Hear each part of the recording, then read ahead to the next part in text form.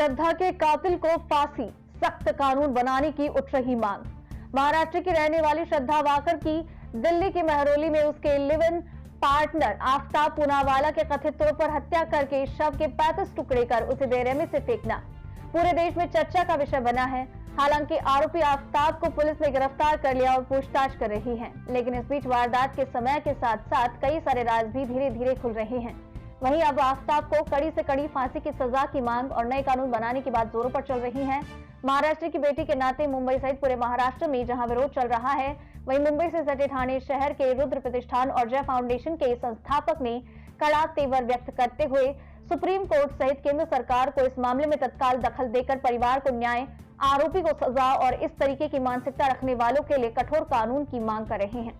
वहीं दूसरी ओर मुंबई सहित आसपास के इलाकों में शिवसेना सहित तमाम लोगों द्वारा श्रद्धा के हत्यारों को तत्काल फांसी दी जाए और इस तरीके की मांग उठ रही है। महाराष्ट्र नवनिर्माण सेना सहित ठाकरे की शिवसेना श्रद्धा हत्याकांड को लेकर काफी आक्रामक है।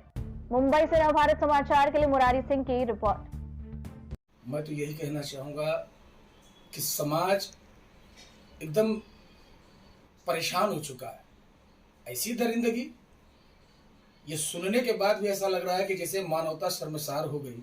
समाज में ऐसी गतिविधियां चल रही हैं, ये पढ़े लिखे लोग ऐसा कर रहे हैं फिल्मों के जरिए, ये गलत बात है। और अब जिम्मेदारी ये आ गई है कि अब हम लोगों को खड़ा होकर के एक जिम्मेदारी लेनी पड़ेगी।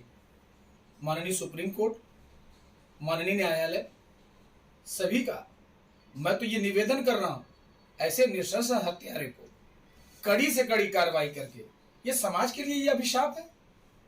हमने कभी अभी दिल्ली में हुआ था सब, ये आपने देखा, उससे हमने एक सीख ली थी।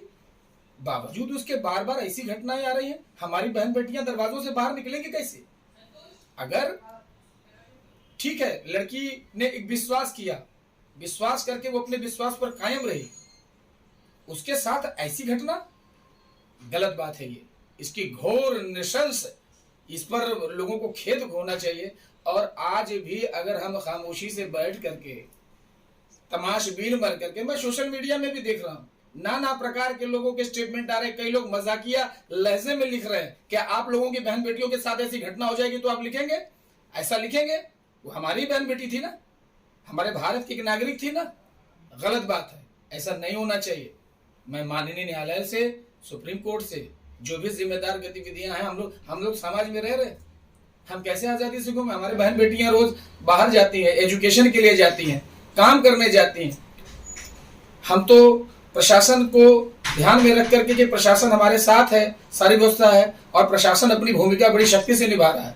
बचेगा नहीं कोई, जो गलत करेगा वो बचेगा नहीं। लेकिन आम नागरिकों को, हमको, आपको एक जिम्मेदारी लेनी पड़ेगी कि हमारी बहन बेटियां कहाँ जा रही हैं, कैसे लोगों के बीच में बात कर रही हैं, कैसे क्यों, कौन कौन से लोग उनके संपर्क में हैं। हम लोगों को भी जिम्मेदारी लेना पड़ेगा।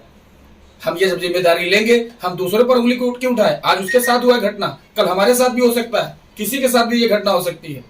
तो मैं कलाकार के नाते भी कह रहा हूं, कलाकार तो हूँ, साथ में एक इंसान भी हूँ। आज भी दिल रो रहा है जब से मैं सोशल मीडिया में देख रहा हूँ, बहुत ही गलत बात है। मैं महाराणा प्रताप राजपूत महासंघ की तत्वाधान में आदरणीय अधिवक्ता धनंजय सिंह सिसोदिया जी के इस भावना प्रधान मैं कह रहा हूं, लेकिन मैं अंदर से बड़ा खिन्न हूं, अंदर से बड़ा दुख है इस बात का। और मैं कहूंगा कि जल्द से जल्द उस बिटिया को न्याय मिलना चाहिए।